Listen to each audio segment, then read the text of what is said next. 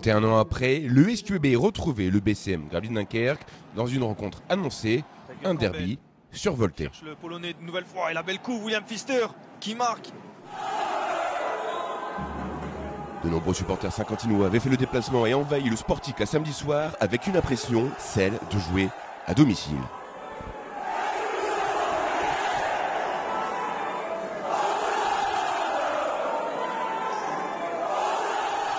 Certains supporters, un peu malheureux de ne pas pouvoir faire le déplacement jusqu'à Gravelines, ont pu retrouver leur équipe dans un bar saint-quentinois.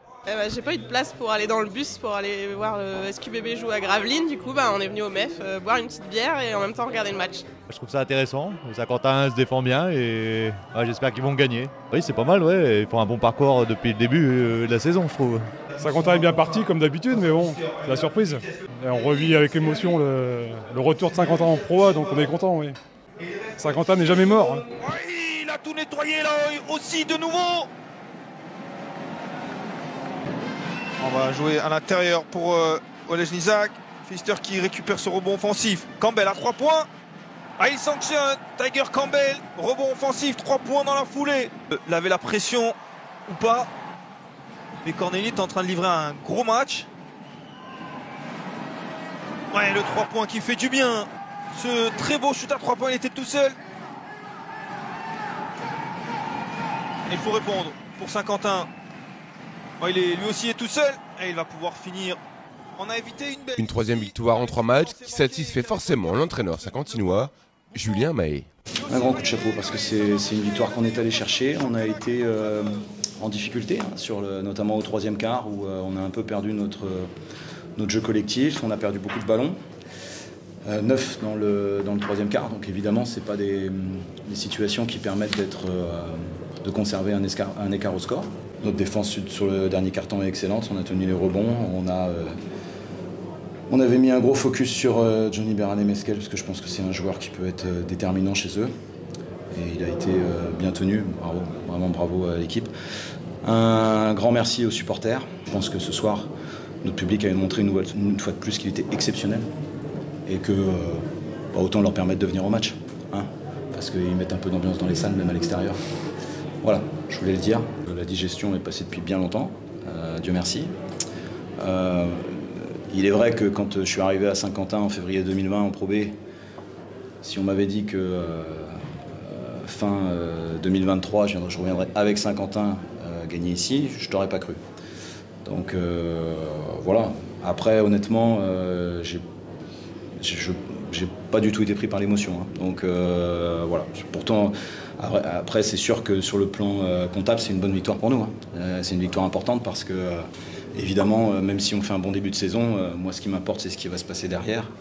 Et en gagnant ici de 9 points, on fait quand même un bon coup, quoi. Un vrai bon coup parce que même s'ils ont des difficultés sur le plan du résultat comptable, les matchs ici, ils sont là, quoi. Limoges, Chalon, je ne parle même pas de l'Asvel où, à mon sens, il y a des choses qui se sont passées.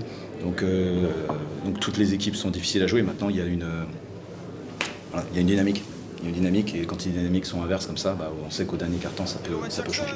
Contré, Lauren Jackson, la grosse défense de Saint-Quentin. Le shoot à 3 points pour terminer. Grâce à un gros collectif, les Saint-Quentinois l'emportent 69-78, bien emmenés par un Mathis Dosuyovo, ex-MVP de Pro B, qui termine avec 27 points et surtout un record en saison. Supporter lui qui connaissait bien Gravelines, qui connaît bien Gravelines, mais qui pour l'instant fait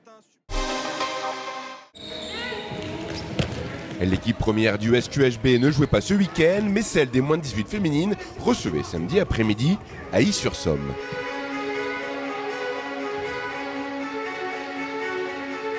Une formation saint-quentinoise jeune, mais ambitieuse.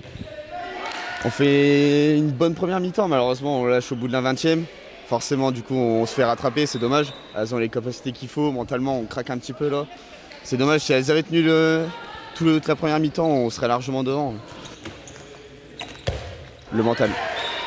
Craque mentalement au bout de 15 minutes, alors forcément on se fait rattraper. Et pour autant, les objectifs sont assez clairs. Réussir à faire des bons matchs. Après, on va perdre quelques filles qui vont monter en senior. Alors, on va essayer de travailler tout ça avec celles qui viennent de monter. Il y en a déjà quelques-unes qui font la différence et puis qui s'entraînent déjà avec la N3. Elles sont déjà sélectionnées à quelques matchs de N3, alors lui c'est un très bon tremplin. Elles ont largement les capacités de toute façon pour arriver en senior fille. D'ailleurs, certaines joueuses de cette équipe évoluent déjà avec la N3.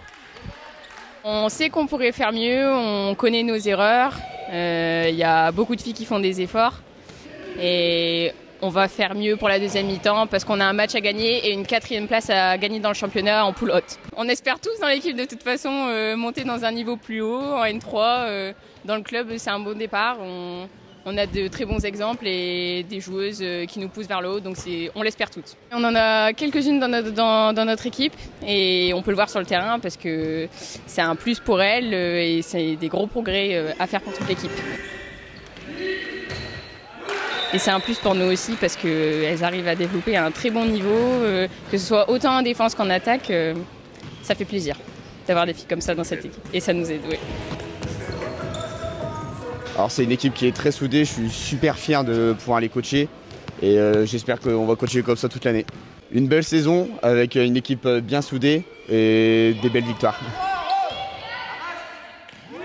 Grâce à une belle réaction en deuxième mi-temps de la part des Saint-Quentinoises, le SQHB s'impose 36-28, de bon augure forcément pour la suite de la saison.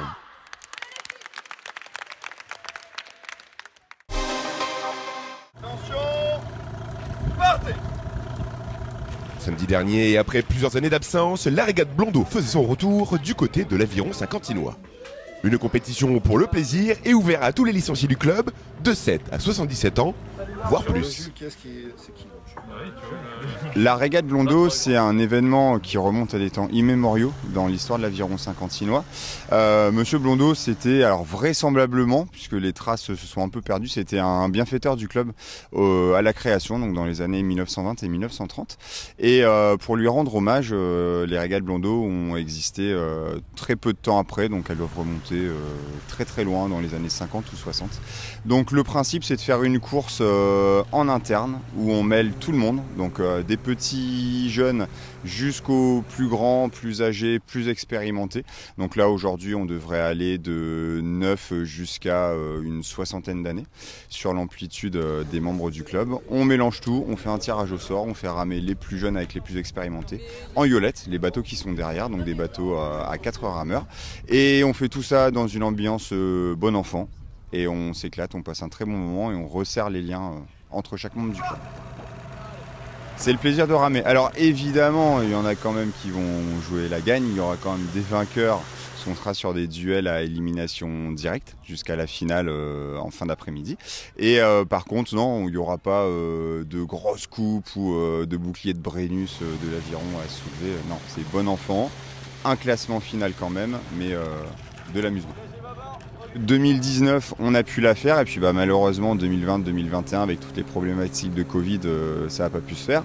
2022, notre année du centenaire où on était un petit peu pris sur d'autres grosses actions assez mémorables. Et donc là, en 2023, les petits jeunes en plus qui prennent un peu la suite de la commission événement se sont proposés de la relancer. Et donc c'est eux qui se jettent dans le grand bain de l'organisation de la régate Blondeau cet après-midi pour 2023. C'est une compétition dans le club, je trouve important quand même de participer à quelques compétitions, même s'il n'y a rien à gagner, c'est juste pour le plaisir, de passer un bon moment également, ça peut être très sympathique. C'est pas l'important de gagner, l'important c'est d'avoir participé, hein. C'est le proverbe que mes parents me disent souvent, hein. Puis si je gagne, c'est bien, c'est sympa, et puis sinon tant pis. J'aurais participé, j'aurais essayé, c'est comme ça. Pas de gagnant et pas de perdant, simplement le plaisir de participer dans la joie et la bonne humeur entre rameurs.